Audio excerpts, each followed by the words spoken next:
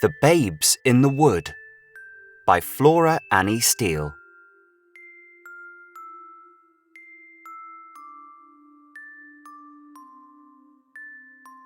Now ponder well, you parents dear, these words which I shall write. A doleful story you shall hear, in time brought forth to light. A gentleman of good account in Norfolk dwelt of late, who did in honour fair surmount most men of his estate. Sore sick he was, and like to die, no help his life could save. His wife by him as sick did lie, and both possessed one grave. No love between these two was lost, each was to other kind. In love they lived, in love they died, and left two babes behind. The one, a fine and pretty boy, not passing 3 years old. The other, a girl more young than he, and framed in beauty's mould. The father left his little son, as plainly did appear, when he to perfect age should come, £300 a year. And to his little daughter Jane, £500 in gold, to be paid down on marriage day, which might not be controlled. But if the children chanced to die ere they to age should come, their uncle should possess their wealth, for so the will did run.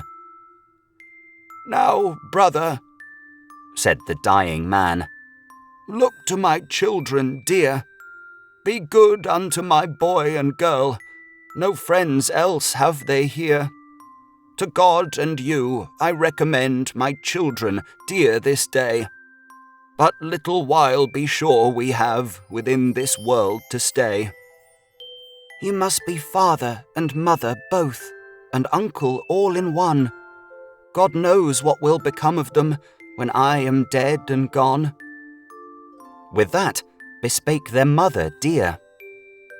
"O brother kind," quoth she, "you are the man must bring our babes to wealth or misery.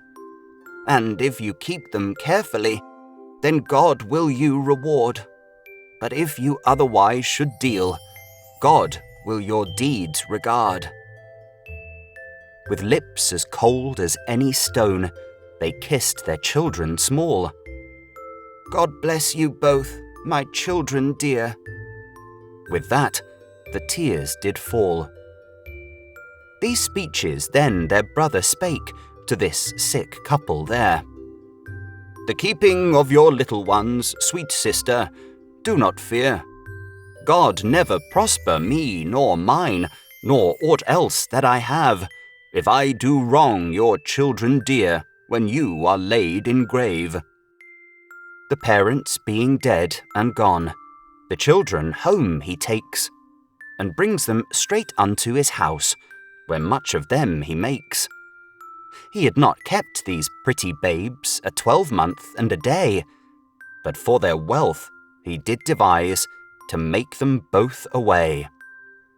He bargained with 2 ruffians strong, which were of furious mood, that they should take these children young, and slay them in a wood.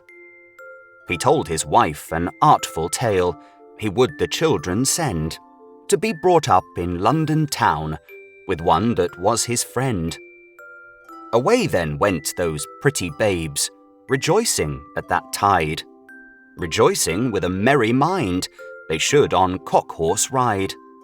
They prate and prattle pleasantly, as they ride on the way, to those that should their butchers be, and work their lives decay. So that the pretty speech they had made murder's heart relent, and they that undertook the deed full sore now did repent. Yet one of them, more hard of heart, did vow to do his charge, because the wretch that hired him had paid him very large. The other won't agree thereto, so there they fall to strife. With one another they did fight about the children's life, and he that was of mildest mood did slay the other there. within an unfrequented wood, the babes did quake for fear. He took the children by the hand, tears standing in their eye, and bade them straightway follow him, and look, they did not cry. And 2 long miles he led them on, while they for food complain. "Stay here," quoth he, "I'll bring you bread when I come back again." These pretty babes, with hand in hand, went wandering up and down, but never more could see the man approaching from the town. Their pretty lips with blackberries were all besmeared and dyed, and when they saw the darksome night, they sat them down and cried. Thus wandered these poor innocents, till death did end their grief.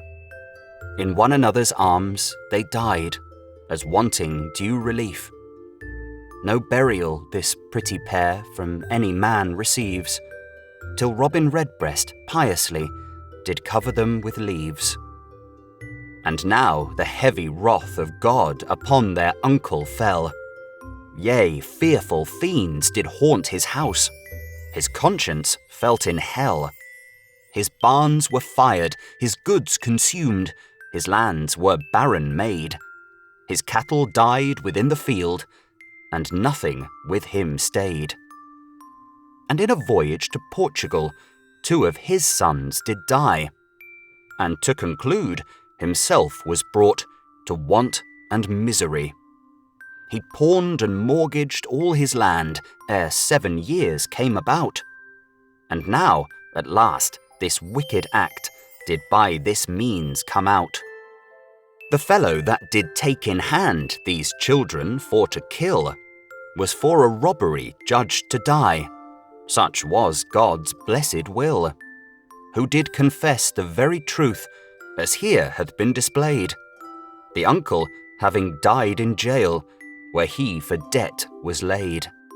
You that executors be made, and overseers eke, of children that be fatherless, and infants mild and meek, take you example by this thing, and yield to each his right, lest God, with such like misery, your wicked minds requite.